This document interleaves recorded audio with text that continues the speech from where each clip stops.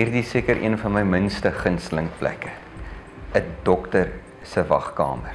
Want gewoonlik as 'n ou hier sit, voel jy nie lekker nie. Jy het iewers seer of pyn of jy voel net sleg. En dan is daar nog die vooruitsig van wat voorlê. 'n Dokter wat net aan jou gaan kom druk, dalk bloed trek, naalde in jou sit. Ek haat inspuitings. 6 weke na die geboorte van my oudste seentjie Daniel, moet hy dokter toe gaan vir sy inentings. Inspuitings teen allerlei siektes. Min het ek geweet toe ek by daai dokter se spreekkamer instap, dat hierdie een van die mees traumatiese ervarings van my lewe gaan wees. Die dokter het gevra dat ek vir Daniel daar op sy ondersoektafeltjie moet neersit.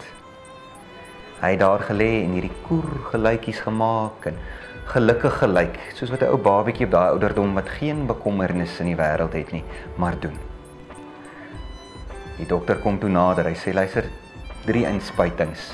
Hy gaan so 'n bietjie huil, maar dit is nodig. Die eerste inspuiting. Daniel snak na sy asem, vir 'n oomblik is dit doodstil. En dan begin hy skree, soos wat ek nie geweet het my kind kan skree nie. Dit is daai skree van iemand wat in 'n oomblik ongelooflik baie pyn en skok ervaar. Hemel dokter, is dit nodig? Wonder ek by myself. Die tweede inspuiting. Ek het nie gedink Daniel kan harder huil nie. En in sy oë sien ek hierdie beskuldiging, die verwyt. Pappa, ek is in pyn. Pappa, ek kry seer. Pappa, hoekom staan jy nie daar so? Hoekom help pappa my nie? Dis toe die dokter nader kom met die derde inspuiting, dat my vrou my aan my arm vasklem. Sy weet, hier kom nou groot moeilikheid. Ek gaan hierdie dokter sommer timmer. Sy kan sien, ek is baie opgewerk en ek is kwaad. En dan die derde inspuiting. Ek huil saam met Daniel.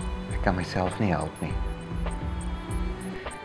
Rasioneel weet ek, dis vir sy eie beswil.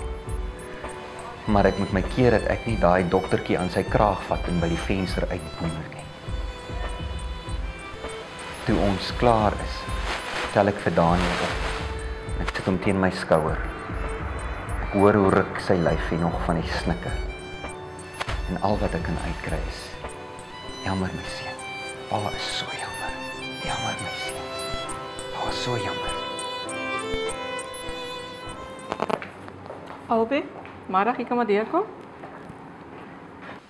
Op pad huis toe tref dit my. Dis hoe God moet voel wanneer ons in pyn is, wanneer ons seer kry. Ons verstaan nie altyd hoekom hy dit toelaat nie. Hoekom help hy nie? Waar is God wanneer ons in pyn en seer is? Ek hou regtig waar nie van inspuitings nie. Maar ek het vandag gekom vir my griepinspuiting. Want ek weet die klein bietjie pyn wat ek nou ervaar, gaan my liggaam sterker maak, meer bestand teen die seer en die pyn en die siekte van later. So Albie, is jy reg?